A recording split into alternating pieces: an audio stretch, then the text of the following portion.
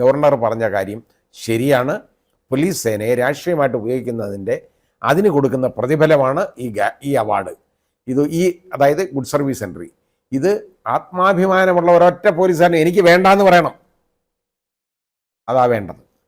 നമ്മുടെ പോലീസ് സേന അനുഭവിക്കുന്ന ഏറ്റവും വലിയ അവശത എന്ന് പറയുന്ന, അതായത് ബുദ്ധിമുട്ട് എന്ന് പറയുന്നത്, ഭരിക്കുന്ന രാഷ്ട്രീയ പാർട്ടിയുടെ പിണിയാളുകളായി പലപ്പോഴും അവരുടെ മേലധികാരികൾ മാറുന്നു എന്നുള്ളതാണ്. മേലധികാരികൾ മാത്രമല്ല, പോലീസിൻ്റെ സംഘടന എന്ന് പറയുന്ന ഒരെണ്ണമുണ്ട് കേട്ടോ. പോലീസിൻ്റെ സംഘടന പലപ്പോഴും അവർ ഇതുപോലെ ഭരിക്കുന്ന പാർട്ടിയോടൊപ്പം നിന്ന് പല കാര്യങ്ങൾക്കും വേണ്ടി കേട്ടോ, അവർ ഇതുപോലെ ഈ ഭരിക്കുന്ന രാഷ്ട്രീയ പാർട്ടിയുടെ പിണിയാളുകളായി അങ്ങ് മാറാറുണ്ട്. ഒരിക്കലും ചെയ്യാൻ പാടില്ലാത്ത ഒരു കാര്യമാണത്. നമസ്കാരം. പോലീസ് സേന മിക്കവാറും അവരുടെ ആത്മാഭിമാനം പണയം വെച്ചുകൊണ്ട് തന്നെയാണ് സർക്കാരിന് വേണ്ടി പണിയെടുക്കുന്നത് എന്നുള്ളത് വളരെ ലജ്ജാകരം തന്നെയാണ്. ഇത് എൻ്റെ വാക്കുകളല്ല, റിട്ടയർഡ് ജസ്റ്റിസ് കമാൽ പാഷയുടെ വാക്കുകളാണ്. പോലീസ് പലപ്പോഴും രാഷ്ട്രീയക്കാരുടെ ചട്ടുകങ്ങളായി വർത്തിക്കുന്നു എന്നുള്ളതാണ് ഇന്ന് കേരളത്തിൽ കാണുന്ന ഏറ്റവും ദയനീയമായ അവസ്ഥാവിശേഷം എന്നുകൂടി ജസ്റ്റിസ് കമാൽ പാഷ പറയുന്നു. നവകേരള സദസ്സുമായി ബന്ധപ്പെട്ട് മഞ്ചേശ്വരത്ത് നിന്നും തിരുവനന്തപുരത്തേക്ക് മുഖ്യമന്ത്രിയും 20 മന്ത്രിമാരും സഞ്ചരിച്ച വാഹനത്തിന് മുന്നിലേക്ക് കരിങ്കൊടിയുമായി എത്തിയ യൂത്ത് കോൺഗ്രസ് പ്രവർത്തകരെയും മറ്റ് ഇതര രാഷ്ട്രീയ പ്രവർത്തകരെയും പോലീസും DYFI ഗുണ്ടകളും CPM-കാരും കൂടി ചേർന്ന് മർദ്ദിക്കുന്ന കാഴ്ച കേരളത്തിൽ നാം കണ്ടതാണ്. DYFI-കാരും CPM-കാരും ഇത്തരത്തിൽ കരിങ്കൊടി കാണിക്കുവാൻ എത്തിയ ആളുകളെ മർദ്ദിക്കുമ്പോൾ പോലീസ് അവർക്ക് വേണ്ടി പിടിച്ചു കൊടുക്കുകയായിരുന്നു എന്നുള്ള ദൃശ്യങ്ങൾ പലപ്പോഴും നാം കണ്ടതാണ് എന്നുകൂടി കമാൽ പാഷ പറയുന്നു.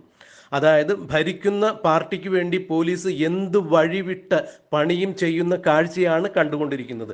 ഇത് പോലീസിൻ്റെ മൂല്യച്യുതിയെയാണ് കാണിക്കുന്നത്. പോലീസിൻ്റെ ധാർമ്മിക മൂല്യങ്ങളെ പണയപ്പെടുത്തിക്കൊണ്ട് തന്നെയാണ് പോലീസ് ഇങ്ങനെ ഭരണകക്ഷിയുടെ വിടുപണി ചെയ്യുന്നത് എന്ന് തന്നെയാണ് കമാൽ പാഷ പറയുന്നത്. ഭരിക്കുന്ന മന്ത്രിയുടെ മാത്രമല്ല, ഭരിക്കുന്ന പാർട്ടിയുടെ കുട്ടി സഖാക്കളും അവരുടെ വിദ്യാർത്ഥി സംഘടനകളും വരെ പറയുന്ന കാര്യങ്ങൾ കേൾക്കേണ്ട അവസ്ഥയിലേക്ക് പോലീസ് ചെന്നെത്തുന്ന ദുർഗതിയാണ് ഇന്ന് കേരളത്തിൽ ഉള്ളത് എന്നുകൂടി കമാൽ പാഷ പറയുന്നു. 2 ആഴ്ചക്കാലം മുമ്പ് കോഴിക്കോട് സർവകലാശാലയിൽ ഗവർണർ ഒരു പരിപാടിയിൽ പങ്കെടുക്കുവാൻ വേണ്ടി എത്തിയപ്പോൾ ഭരിക്കുന്ന പാർട്ടിയുടെ വിദ്യാർത്ഥി സംഘടനയായ SFI ഗവർണർക്കെതിരെ കരിങ്കൊടി നാട്ടുകയുണ്ടായി. ഗവർണർ ഗോ ബാക്ക് എന്ന് പറഞ്ഞുകൊണ്ടായിരുന്നു അന്ന് കോഴിക്കോട് സർവകലാശാലയുടെ കവാടങ്ങളിലെല്ലാം ഇംഗ്ലീഷിലും ഹിന്ദിയിലുമായി ബാനറുകൾ ഉയർത്തിയിരുന്നത്. എന്നാൽ ഈ ബാനർ കണ്ട ഗവർണർ ക്ഷുഭിതനാവുകയും പോലീസ് മേധാവികളെ വിളിച്ചു വരുത്തി ഈ ബാനർ അഴിച്ചു മാറ്റുവാൻ അപ്പോൾ തന്നെ നിർദ്ദേശം നൽകുകയും ചെയ്യുകയായിരുന്നു.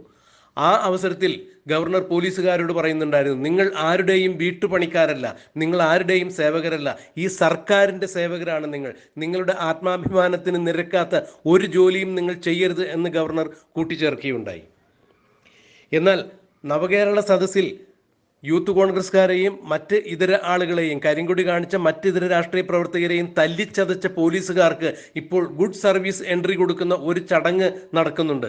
ഇത് വളരെ പ്രഹസനമായ, അല്ലെങ്കിൽ പോലീസിന് നാണക്കേടുണ്ടാക്കുന്ന ഒരു സംഭവം തന്നെ എന്നാണ് ജസ്റ്റിസ് കമാൽ പാഷ പറയുന്നത്. പോലീസുകാർ ഇത് ഒരിക്കലും, ആത്മാഭിമാനമുള്ള ഒരു പോലീസുകാരനും ഈ ഗുഡ് സർവീസ് എൻട്രി നവകേരള സദസ്സിൽ പങ്കെടുത്തതിൻ്റെ പേരിൽ കൈപ്പറ്റരുത് എന്ന് തന്നെയാണ് ജസ്റ്റിസ് കമാൽ പാഷ ഭംഗ്യന്തരേണ സൂചിപ്പിക്കുന്നത്. ഇത് പോലീസുകാരുടെ ആത്മാഭിമാനത്തിന് നേരെയുള്ള ഒരു വെല്ലുവിളിയാണ്.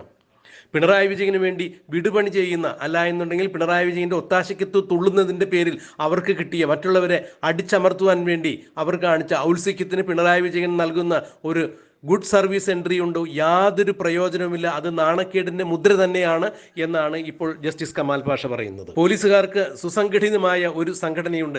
ഈ സംഘടനയുടെ വക്താക്കളെങ്കിലും ഇത്തരം ഉദ്യമത്തിൽ നിന്ന് സാധാരണ പോലീസുകാരെ പിൻവലിക്കേണ്ടതാണ്. അല്ലെന്നുണ്ടെങ്കിൽ ഒരു കാരണവശാലും ഇത്തരത്തിലുള്ള ഒരു പ്രവൃത്തി സ്വീകരിക്കാൻ പാടില്ല എന്ന് മുതിർന്ന പോലീസ് ഉദ്യോഗസ്ഥന്മാരുടെ സംഘടനയായ പോലീസ് അസോസിയേഷൻ ഈ പോലീസുകാരെ പറഞ്ഞു പഠിപ്പിക്കേണ്ടതാണ് എന്ന് തന്നെയാണ് ജസ്റ്റിസ് കമാൽ പാഷ പറയുന്നത്.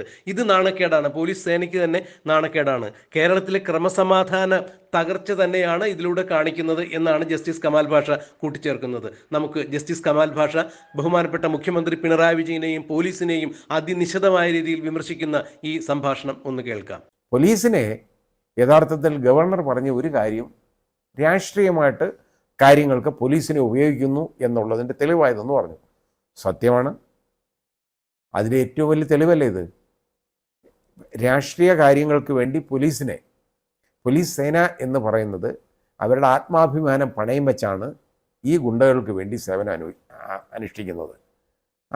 അപ്പോൾ അവരെ രാഷ്ട്രീയ കാര്യങ്ങൾക്ക് വേണ്ടി ഉപയോഗിക്കുന്നു എന്നുള്ളത് വളരെ സത്യമാണ്. അതിൻ്റെ ഏറ്റവും ഉത്തമ ഉദാഹരണമാണ് നമ്മളിവിടെ കണ്ടത് മുഴുവൻ. അപ്പോൾ ഇത് എത്ര വലിയ വിജയം എന്ന് പറഞ്ഞാൽ എന്തോ വിജയം വളരെ വലിയ വിജയമാണ്. നാട്ടുകാരുടെ മുഴുവൻ നട്ടലൊടിച്ചത് കൂടാതെ നാട്ടുകാരെ ഇതുപോലെ ഒരൊറ്റ സർക്കാർ ഓഫീസിൽ ഒരു കാര്യവും നടന്നില്ല. എന്നിട്ട് ഇപ്പോൾ ഇതിനുള്ള പ്രത്യേകത പരാതി പരിഹാരം. ഈ പരാതികളൊക്കെ പണ്ടുണ്ടല്ലോ, അത് സർക്കാർ ഓഫീസുകളിൽ വാങ്ങിച്ചാൽ മതിയല്ലോ. ഈ മന്ത്രി കൈകൊണ്ട് തൊടത്തില്ല. കാരണം പാവങ്ങളെ പൗരപ്രമുഖന്മാർ പറയുന്നതേ കേൾക്കുള്ളൂ. അല്ലാതെ ഈ പാവങ്ങളെന്ന് പറയുന്നത് നീയൊന്നും ഇവിടെ വരേണ്ടവനല്ല. അവന്മാരെ ഒന്നും സാധാരണക്കാരെ ഒന്നും അവിടെ കയറ്റത്തില്ല. പൗരപ്രമുഖർ അവർക്ക് മന്ത്രിമാരുമായിട്ടിരുന്ന് കാപ്പി കുടിക്കാം, പുഴുങ്ങിയ മുട്ട പഴം മുതലായ സാധനങ്ങളൊക്കെ കഴിക്കാം, കടല അപ്പം ഇതെല്ലാം കഴിക്കാം. ഇതെല്ലാം കഴിച്ചാൽ അവർ കാര്യമൊക്കെ പറഞ്ഞ് അവർ പൗരപ്രമുഖരാണ്.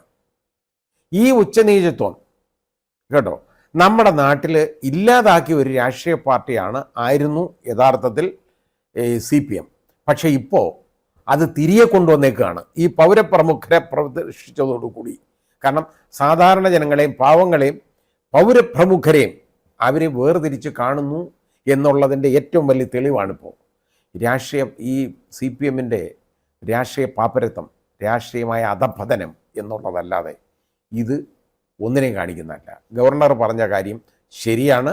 പോലീസ് സേനയെ രാഷ്ട്രീയമായിട്ട് ഉപയോഗിക്കുന്നതിൻ്റെ അതിന് കൊടുക്കുന്ന പ്രതിഫലമാണ് ഈ അവാർഡ്. അതായത് ഗുഡ് സർവീസ് എൻട്രി. ഇത് ആത്മാഭിമാനമുള്ള ഒരൊറ്റ പോലീസുകാരനെ എനിക്ക് വേണ്ടാന്ന് പറയണം.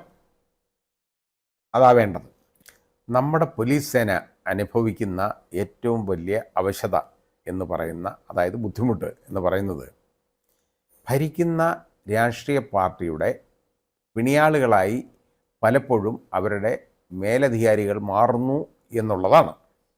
മേലധികാരികൾ മാത്രമല്ല, പോലീസിൻ്റെ സംഘടന എന്ന് പറയുന്ന ഒരെണ്ണമുണ്ട് കേട്ടോ. പോലീസിൻ്റെ സംഘടന പലപ്പോഴും അവർ ഇതുപോലെ ഭരിക്കുന്ന പാർട്ടിയോടൊപ്പം നിന്ന് പല കാര്യങ്ങൾക്കും വേണ്ടി കേട്ടോ അവർ ഇതുപോലെ ഈ ഭരിക്കുന്ന രാഷ്ട്രീയ പാർട്ടിയുടെ പിണിയാളുകളായി അങ്ങ് മാറാറുണ്ട്.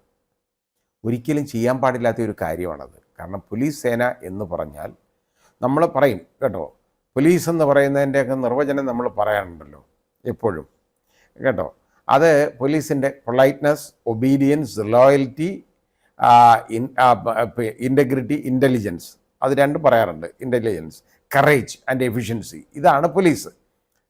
ആ അക്ഷരങ്ങളുടെ നമ്മൾ ഇതിന് കൊടുക്കുന്ന നിർവചനം ഇതാണ്. പക്ഷേ ഈ നിർവചനം കൊടുക്കുന്ന ആളുകൾ ഇതിലേതെങ്കിലും കാര്യം അവർ ചെയ്യാറുണ്ടോ?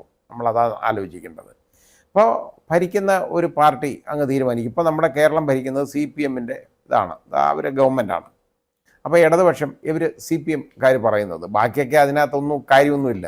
അത് CPI എന്നൊക്കെ പറയും. അവർക്കൊന്നും ഒരു ബാർഗൈനിങ് കപ്പാസിറ്റി ഒന്നും ഉള്ളതല്ല ഈ ഭരണത്തിൽ. അപ്പം ഇവർ CPM ഇതുപോലെ ഭരിക്കുമ്പോൾ അവരുടെ ആളുകൾ എന്ന് പറയുന്നത് ഇപ്പോൾ CPMക്കാർ, അതേപോലെ അതിൻ്റെ യുവജന സംഘടന എന്ന ഓമന പേരിൽ അറിയപ്പെടുന്ന DYFI, പിന്നെ അവരുടെ വിദ്യാർത്ഥി പ്രസ്ഥാനം, വലിയ പ്രസ്ഥാനമാണ് കേട്ടോ, SFI, ഇത് പറയും. ഇതൊക്കെയാണ് ഈ പ്രസ്ഥാനങ്ങളാണുള്ളത്. ഇവരൊക്കെ പറയുന്നത് കേൾക്കാൻ ഈ പോലീസുകാർ നിന്ന് കൊടുക്കുമ്പോൾ നമുക്ക് തന്നെ നാണക്കേട് തോന്നാറുണ്ട് നമ്മളെക്കുറിച്ച്. കാരണം നമ്മൾ ഈ നാട്ടിലാണല്ലോ നമ്മൾ ജീവിക്കുന്നതെന്ന് നമുക്ക് തോന്നും. ഇപ്പോൾ എന്താ അറിയോ, കാരണം ഇപ്പോൾ പോലീസ് അങ്ങോട്ട് ഒരു ആളുകളെ പോലീസുകാർ അങ്ങോട്ട് മാറ്റി നിർത്തും. നവകേരള സദസ്സ് എന്ന് പറയുന്ന വലിയ സദസ്സുണ്ടായി, അങ്ങോട്ട് മാറ്റി നിർത്തും. കാരണം അവർ കാണിക്കാൻ പോവുക, അവരെന്തെങ്കിലുമൊക്കെ എടുത്ത് കാണിക്കും. കറുത്ത തുണി, കാണുന്ന എന്തെങ്കിലും കറുത്ത തുണിയൊക്കെ എടുത്ത് കാണിക്കുക, ഇതൊക്കെ തന്നെയാണ്. അത് കാണിക്കാൻ പോകുമ്പോൾ അത് കാണിക്കാനെന്നും ഇത് കാണിച്ചാൽ എന്താ കാര്യമെന്ന് വയ്യാത്തത് കൊണ്ടായി കാണിക്കുന്നത്. ഇത് കാണിച്ചാൽ എന്താ പ്രയോജനമുള്ളത്? ഇത് നന്നാവേണ്ടവരെ നന്നാവും. ഒരാളെ ഇപ്പോൾ നമ്മളിന്ന് ചീത്ത പറയണമെന്നിരിക്കട്ടെ, തെറി പറയുന്നത് അയാൾക്ക് തെറി കേൾക്കുമ്പോൾ ഒരു വിഷമം ഉണ്ടെങ്കിലല്ല ഉള്ളൂ. പക്ഷേ ഈ ഒരു ഉളുപ്പില്ലെങ്കിൽ എന്താണ്, അയാൾ തെറി കേൾക്കുന്നു, അയാൾ കേട്ടിട്ട് ചിരിച്ചുകൊണ്ടങ്ങ് പോയി കഴിഞ്ഞാൽ അയാൾക്ക് വല്ല പ്രശ്നമുണ്ടോ? ഒന്നുമില്ല. അതേപോലെ അതേപോലെ അതാണ് ഈ കൊളിപ്പൊക്കി കാണിക്കുന്നത്. ഇത് കാണിച്ചു കഴിഞ്ഞാൽ എന്താണ്? ഇത് കാണുമ്പോൾ വിരൽ പിടിക്കുന്ന ചില ആളുകളുണ്ട്. ഇപ്പോൾ ഈ ചുവന്ന തുണി കാണിച്ചാൽ ഈ കാളകൾ വിരൽ പിടിക്കും എന്ന് നമുക്ക് പറഞ്ഞു കേൾക്കാം. പക്ഷെ അത് വെറുതെ കേട്ടോ. ഈ കാളയ്ക്ക് കളർ കാണാൻ പറ്റത്തില്ല.